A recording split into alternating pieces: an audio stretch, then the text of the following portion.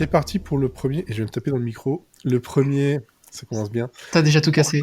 Ah, j'ai déjà tout cassé. Le portrait de Serifil, voilà, c'est une petite idée qui m'est passée par la tête en fin d'année dernière, et on n'a pas encore eu l'occasion de le faire. Et comme vous avez pu l'entendre, c'est Mathieu de l'équipe de Monsieur Seri and Friends qui s'est proposé en tant que cobaye. Je sais pas si c'était vraiment le meilleur choix. T'as peut-être pas pris ton meilleur élément quand même. Bon, c'est surtout que... Comment dire ça, c'est... Réponds à ça, vas-y, débrouille-toi. T'es le seul à avoir répondu. Les autres, ils sont fatigués, les autres, voilà. Mais Moi les non. autres, après, c'est surtout qu'il n'y a personne qui veut se lancer. On est tous fatigués. On est tous fatigués. Et donc, qu'est-ce que c'est ce portrait de Serifil? On va commencer d'abord avec l'équipe de Monsieur Seri and Friends, parce que, voilà, logiquement, ils sont là, à portée de micro. Et puis, on verra par la suite avec vous qui nous écoutez. Et en un petit quart d'heure, on va discuter de qu'est-ce qui a fait de toi le sériephile que tu es aujourd'hui. Une personne complète et belle. Voilà, pourquoi pas. Ou alors un monstre de TV Time ou de bêta série. Un peu les deux. Voilà. Ça dépend des jours. Ouais. Donc, alors, toi c'est Mathieu. Bonjour. Voilà. Tu es le plus jeune de l'équipe, tu as une petite vingtaine. Oui, j'ai 19 ans. Bientôt 20. On va dire que je serai moins un enfant bientôt. Voilà, donc tu es majeur, donc ça va, on n'a pas le souci. C'est bon. Mais je suis toujours pas payé. Tu sais, je suis majeur, je suis pas payé non plus. C'est vrai. Bref, en gros, on va faire plus simple. Tu es à la moitié de mon âge, presque. Donc, ça commence à faire un sacré écart. Donc, un écart aussi niveau culture série. Ouais. Avec des intérêts différents, complémentaires. C'est ça, on va dire complémentaire. Voilà. Et donc, toi, ça fait pas très très longtemps que tu as commencé ton parcours de sérivore, vu que ton pseudo sur Twitter, c'est sérivore. Ouais, pseudo que je n'aime plus, mais que j'ai pas envie de changer, mais parce que je pense pas être un sérivore, c'est un peu violent. Puis je préfère déguster les séries, donc que les dévorer finalement. Mais bon, voilà. Déjà, première anecdote. Bon, je regarde des séries quand même depuis un moment, mais je pense, dans mes souvenirs, l'année qui a tout changé, c'est 2014. Donc c'était il y a 6 ans. Voilà, 1 an avant que le podcast ne soit lancé, donc. C'est ça. Qu'est-ce qui s'est passé en 2014? Qu'est-ce qui s'est passé en 2014? En 2014, donc, je regardais déjà des séries, mais on est arrivé vers la fin de Glee, et je voulais les épisodes plus vite, et donc je me suis de plus en plus intéressé à quand est-ce que les épisodes sortent, où est-ce qu'ils sortent et où est-ce qu'on peut les trouver. Et c'est là que je me suis vraiment mis à m'intéresser à la production de séries et à la diffusion. Et ce qui m'a permis de découvrir encore plus de séries qui étaient diffusées à l'antenne, surtout aux États-Unis, auxquelles j'avais moins accès. Et de là, on est parti pour une belle aventure qui ne s'est pas arrêtée. Voilà. Non, non. Ah non, qui n'est pas prêt de s'arrêter.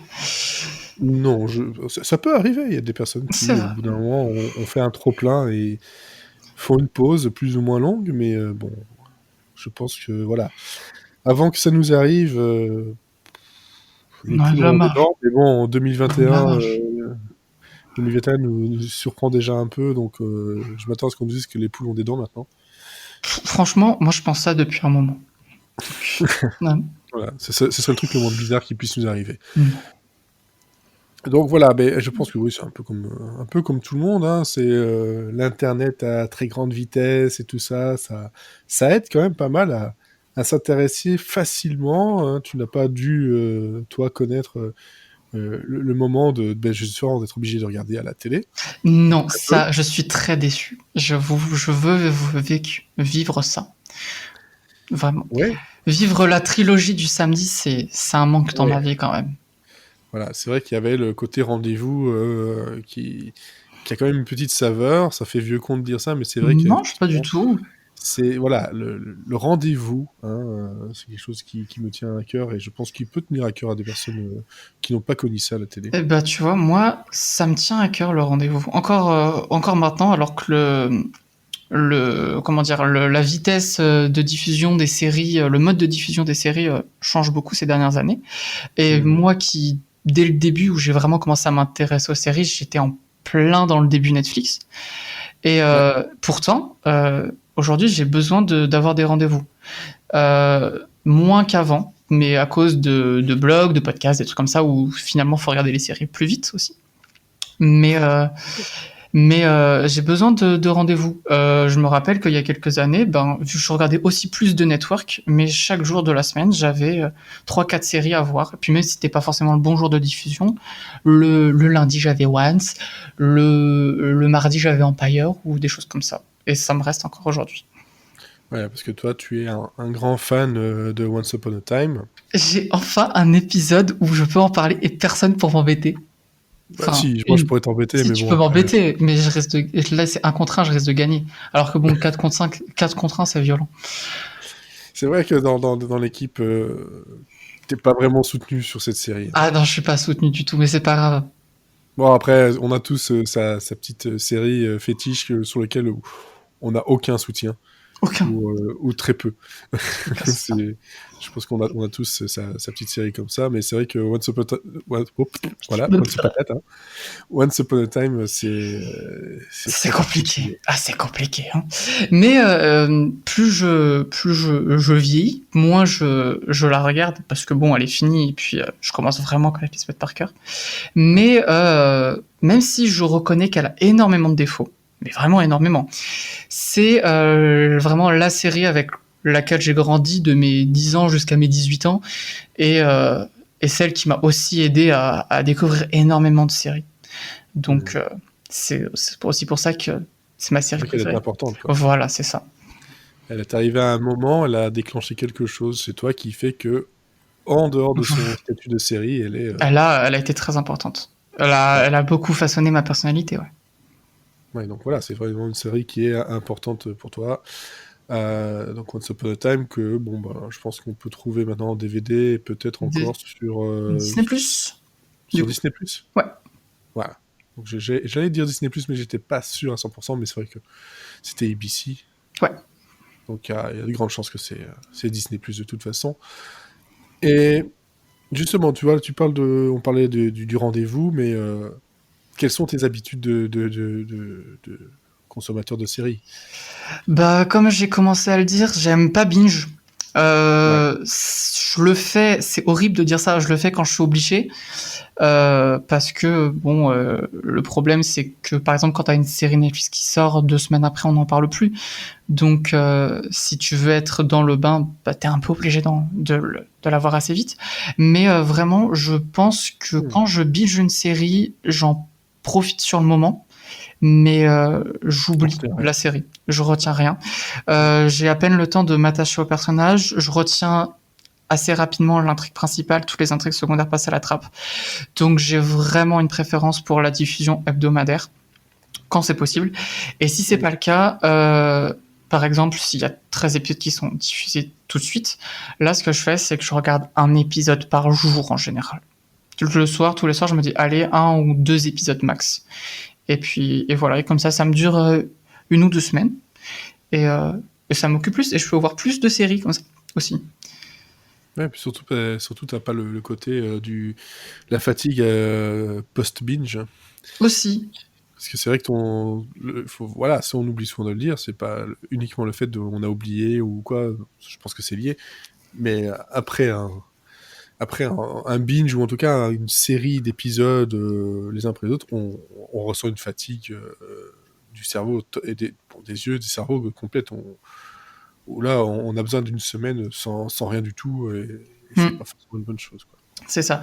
Par exemple, comparé à d'autres gens, je me suis rendu compte que j'étais un type de sériephile particulier, parce que il y a autant de personnes que de sériephiles. Mais comparé à d'autres gens, je regarde peut-être moins de séries, mais je regarde beaucoup plus en même temps. C'est-à-dire, il y a 1 ou 2 ans, je pouvais être à 40 séries par semaine. Alors que, maintenant, je suis à beaucoup moins parce que j'ai moins de temps. Mais 1 épisode par semaine et à 20-30 séries, en vrai, ça va. Et je voyais beaucoup de choses. Et oui, je retenais toutes les intrigues et toutes les séries. Je savais encore ce que je regardais. Il n'y a pas de souci là-dessus. Tout va bien. Je suis Ouais. encore quelqu'un de viable. Même si, globalement, 20, 30, 40 séries, bon, je pense que tu n'es pas le seul à Non, le faire. mais C'est j'ai quand même baissé, c'est beaucoup. moi moi, même pour moi, je trouve que c'est beaucoup, beaucoup, beaucoup trop. Maintenant, Bon, vaut mieux se concentrer sur la qualité que la quantité. C'est ouais, aussi c'est ça. le besoin que j'ai depuis 1 ou 2 ans. Je sais pas si ça t'a fait ça, là, toi aussi, au fur et à mesure, le fait d'abandonner une série est moins difficile maintenant Ouais. Ouais, qu'avant. avant, ça se voit sur mon TV Time où avant j'avais peut-être 20 séries que j'avais abandonnées en 15 ans. Ouais. Maintenant, je dois être à 40, 50 séries que j'ai abandonnées au milieu et finalement, à part 1 ou 2, je m'en porte bien. Plus on abandonne de séries, finalement, plus ça devient facile. Bah, c'est ça, on n'est pas obligé, hein, de tout regarder, et puis surtout, ça ne t'apportera rien au final de dire bah, j'ai regardé 50 séries cette semaine. Non, vraiment pas. Vaut mieux, comme j'ai fait cette semaine, regarder 2 séries que j'ai adorées que qu'en regarder plein pendant que je Ouais, faisais autre chose ou pendant que j'étais sur mon téléphone. c'est ça, parce que tu la regardes pas finalement, c'est juste Bon, un c'est truc un en bruit de fond. fond. C'est Ouais. C'est un peu dommage, effectivement. Est-ce que tu as voilà, des bons moments? Voilà, Once Upon a Time, je pense que c'est ah clairement un des bons là. moments. Mais est-ce que tu as justement des mauvais moments liés aux séries, des trucs que tu as envie de partager? Des bons moments devant Galavent quand je suis malade, c'est toujours des bons moments parce que ça va mieux. Ouais. Un des moments aussi que j'ai beaucoup aimé, c'est le premier épisode de Buffy finalement, Mhm. ou le premier épisode de Friends, dont je me souviens, même si j'adore les 2 séries, mais les 2 premiers épisodes parce que je découvrais des séries cultes, mais après tout le monde, 20 ans plus tard. Ça faisait un petit quelque chose de dire je vais voir quelque chose de vraiment bien, de le savoir dès le début et de le constater et de dire ah En tout cas, vraiment je vais passer un bon qui a un moment. statut culte, Voilà. donc tu as une attente très très forte, quoi. Et puis après les moments les plus marquants, on en avait parlé dans un épisode précédent, c'est souvent les series finals Ouais. qui sur les séries justement que tu suis à un épisode par semaine depuis parfois 5, 6 ans. Sur l'échelle de ma vie, ça pouvait être beaucoup. Par exemple, je vais y revenir à ça parce que j'ai le droit, c'est mon épisode. Mhm. Les Once Upon a Time, j'avais pas vraiment apprécié les 3 dernières saisons. Ouais. Le dernier épisode a quand même été très difficile, même si depuis 2 ans, la magie s'était un peu ternie. C'était Ouais. vraiment dur. Et pareil pour The Good Place ou How to Get Away with Murder, que je suivais depuis le premier épisode. Ou même The Originals, qui est pas forcément une très très bonne série, même si elle a de grande qualité. C'est des trucs que j'ai vus pendant 5 ans toutes les semaines, donc forcément, quand ça part, c'est Ça fait difficile. partie de la vie, hein, c'est quelqu'un qui part, quoi, c'est vrai. Mm. Des séries comme ça qui font partie d'une vie, d'un moment de vie, et c'est toujours un peu difficile, de toute façon, les choses qui changent. Le changement, Mm. on n'aime pas ça. C'est bien connu. C'est bien connu. Et donc ça, c'est plus le côté les plus mauvais moments. Les séries, globalement, ne t'ont jamais apporté des choses mauvaises. Il y a peut-être un truc. Ouais. Il y a 2 séries que j'ai très mal vécues. La première, c'est, bon, ça va, hein, je le vis bien. C'est de voir la première saison de Insatiable et de me forcer à finir la première saison pour pouvoir dire sur Twitter légitimement que c'était nul. Mais je le ferai plus. Je l'ai fait une fois, c'est bon, c'est fini ça. Et Mm. la deuxième chose, c'est un épisode de Walking Dead. Vous savez Ah ouais. très bien duquel je parle. Où je regardais assez activement la série. Et ça va être le premier épisode de la saison 7, si je me souviens bien. Et où j'ai vraiment trouvé que c'était un grand épisode. Mais c'est à ce moment-là, comme beaucoup de personnes, que je me suis dit non, c'est trop. Je peux plus vivre ça. C'était trop émotionnellement et j'ai arrêté la série. Ouais. Voilà, donc ça, c'est des moments un peu plus difficiles. C'est vrai qu'il y a des moments qui sont durs parce que c'est voilà, une série qui se termine, des choses comme ça, voilà, des personnages qui partent. Et puis il y a des moments durs où on se dit mais qu'est-ce que je suis en train de faire de ma vie parfois. C'est ça. C'est ça, hein. Ouais. Ouais. Et qu'est-ce que tu regardes en ce moment depuis parce que toi t'es pas passé encore dans l'épisode Non. classique et Non, non.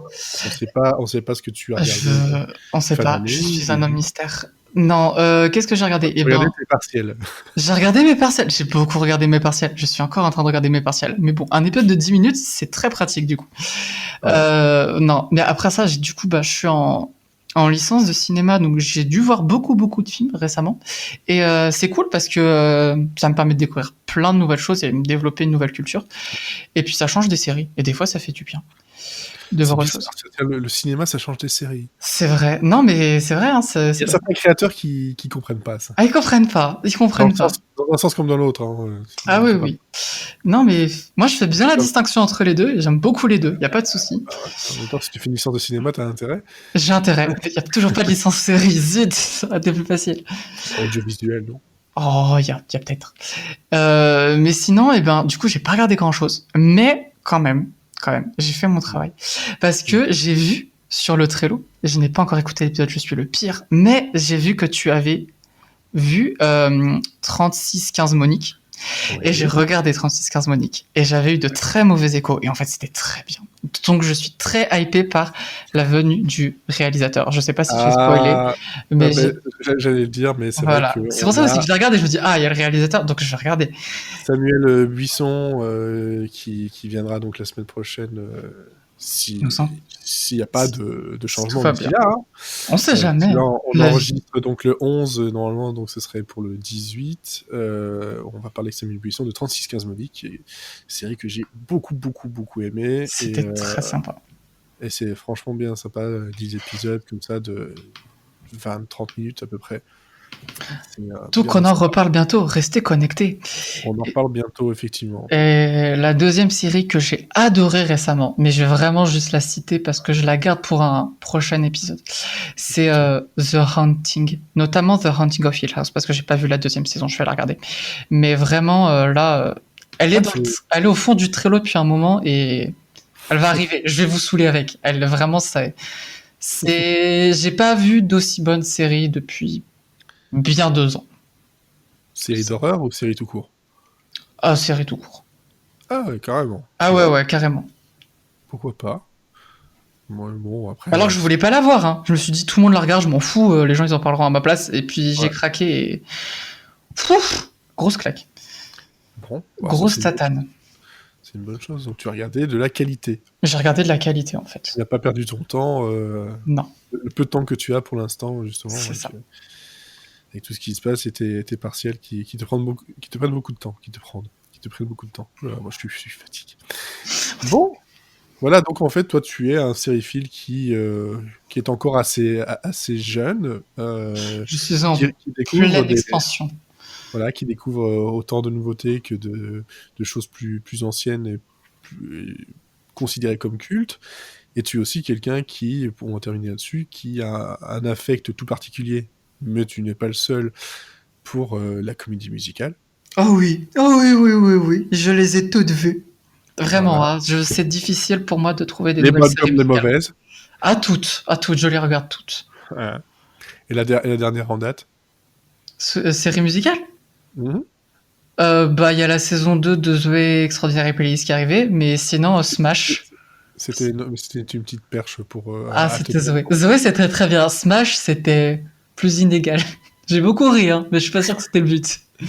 Je pense pas, non, parce que Smash était censé être un peu plus sérieux. Surtout la saison 2. La saison 2, j'ai beaucoup ri. J'en ai aucun souvenir. C'est normal. Oui, je pense, effectivement. Bon, ben voilà, en tout cas, c'était la petite discussion que j'avais envie d'avoir avec toi, et j'aurais avec d'autres, en 15-20 minutes, discuter d'où tu viens, rapidement, vers où tu vas, et ce qui, voilà, donc, de la comédie musicale, des choses mal filmées sur fond vert. Je peux pas m'en empêcher. Vas-y, t'inquiète pas. Tu sais que sur Twitter, tout à l'heure, j'ai vu un message comme ça, j'ai dû lui répondre. Le même que t'as dit. C'était pas toi. Ah ouais, non, c'est pas moi. Mais bon, c'est connu, voilà, c'est on adore.